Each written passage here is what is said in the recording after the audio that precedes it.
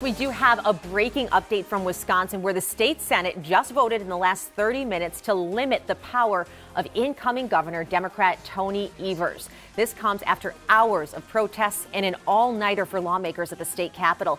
Many people are accusing Republicans in Wisconsin of a legislative coup, while they say they're simply trying to establish a balance of power. Now, we have been following this story in real time for you all morning long.